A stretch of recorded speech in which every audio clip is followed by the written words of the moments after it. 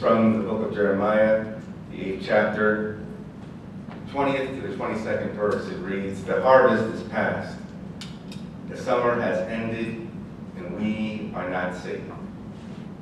Since my people are crushed, I am crushed. I mourn and horror grips me. Is there a balm in Gilead? Is there a physician there? Why then is there no healing for the wounds of my people?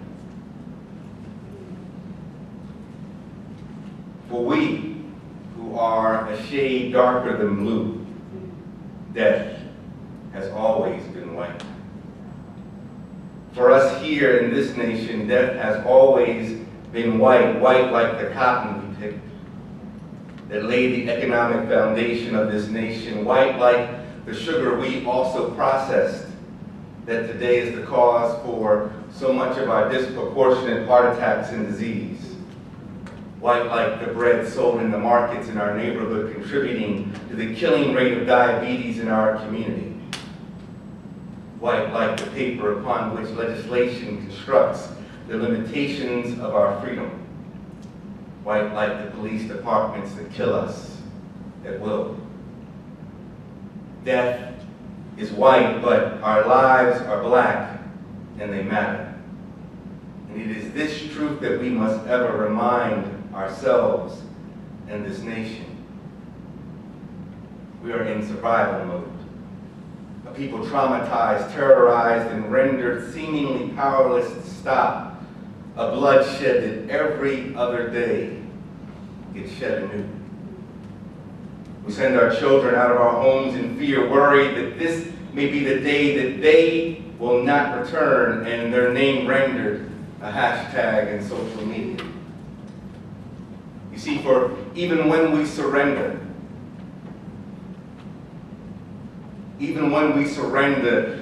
doing nothing more than our jobs, bodies prostrate to the ground, hands raised, calling out, "Don't shoot!" We are gunned down like rabid dogs in the street. And even still, there are some who would point fingers inward into each other and cast a fool's blame in the name of exonerating their belief in a justice we have never known here. Saying, well, you know, he must have done something wrong. Where is our balm to heal our wounded bodies and souls? It is so easy to go numb. Inundated as we are with image after image of another of our people killed by police. We could recount the names, the bloody roll call, those lynched by those who wear badges, sanctioned by the state.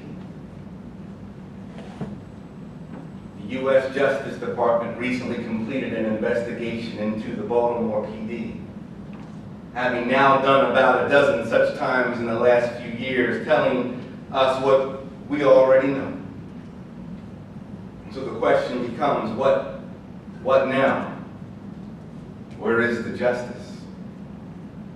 In these Olympics, we are witnessing a collective catharsis among people of color around the world, proving to ourselves yet again, and to our detractors, that we got this, that we can do this, that which we put our minds to, that we are talented and gifted beyond measure, that we are indeed winners.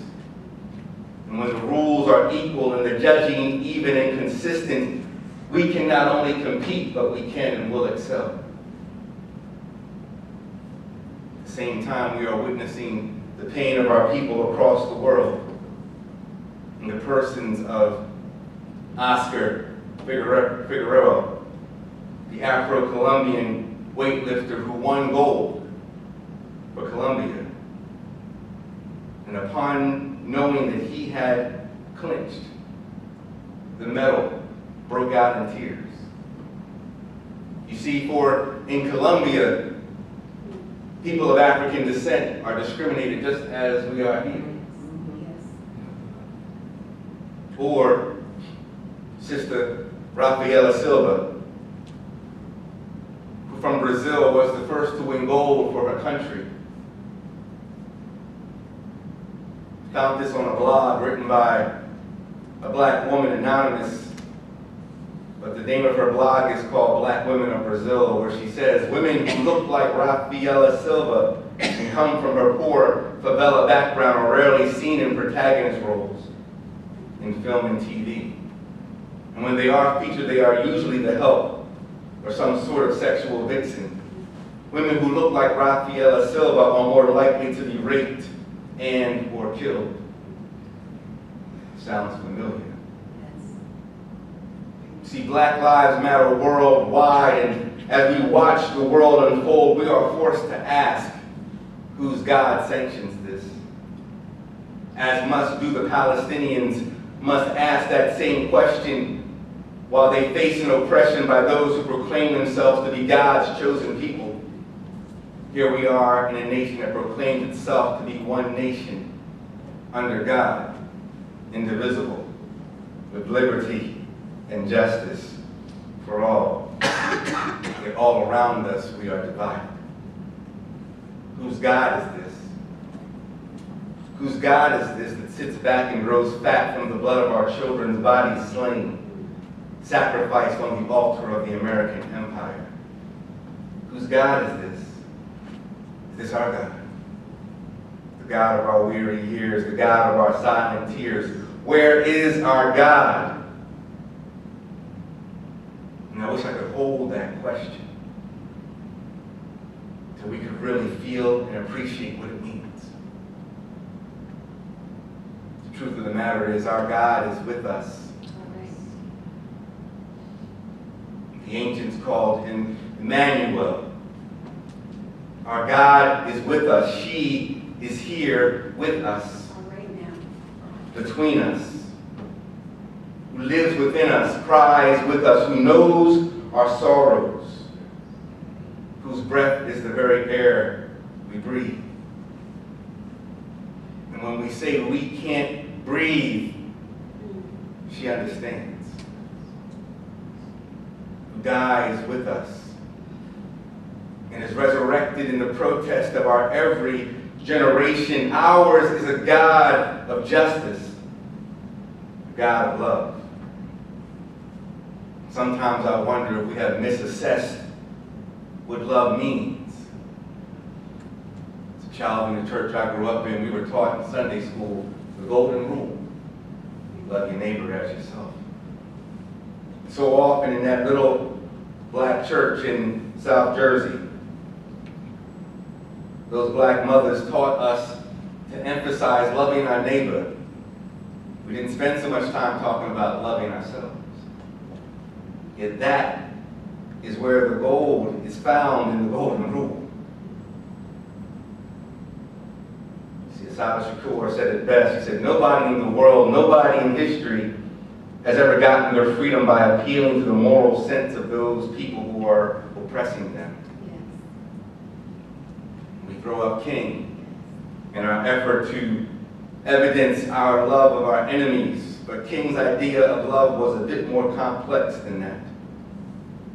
Speaking before the annual gathering of the Southern Christian Leadership Conference this month in 1967, his final address to that body, he said, power without love is reckless and abusive, and love without power is sentimental and anemic.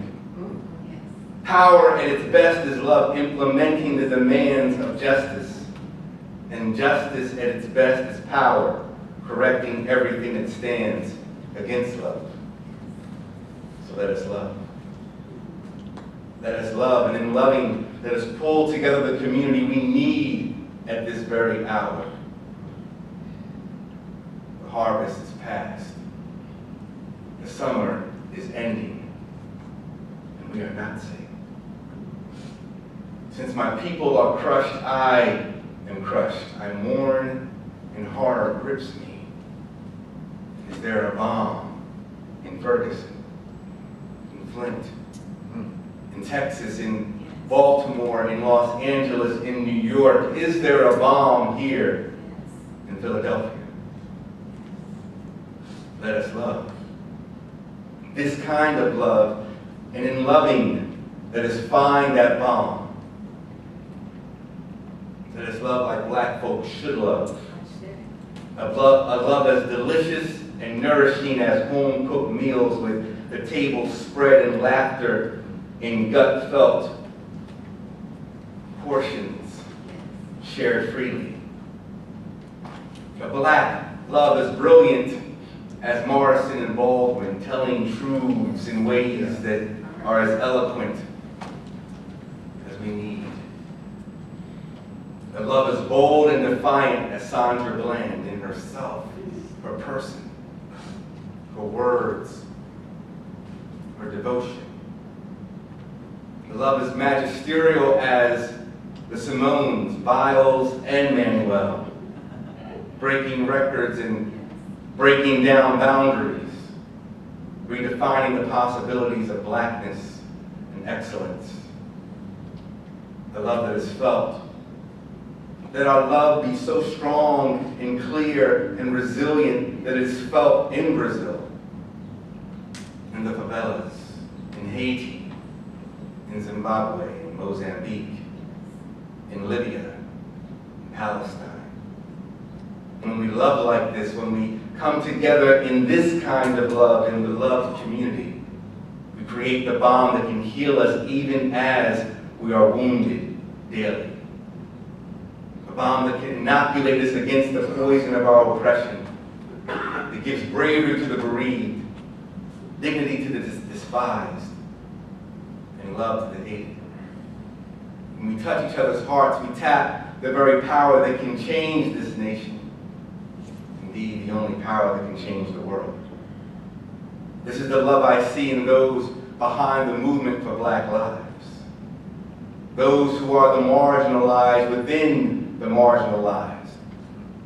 The sisters unseen. The queer and the questioning. Those that transgress patriarchal boundaries. These are the ones who have charted an agenda for our people today.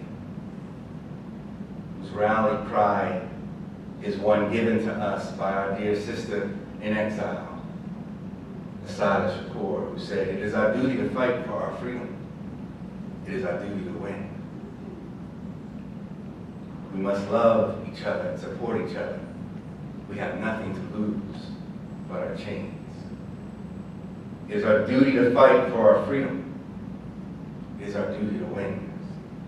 We must love each other and support each other. We have nothing to lose but our chains. Good morning.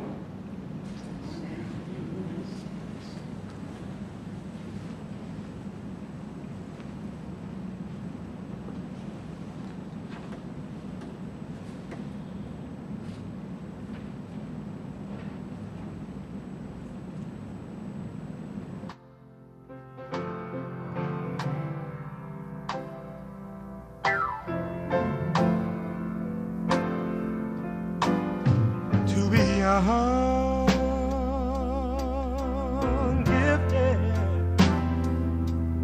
and black,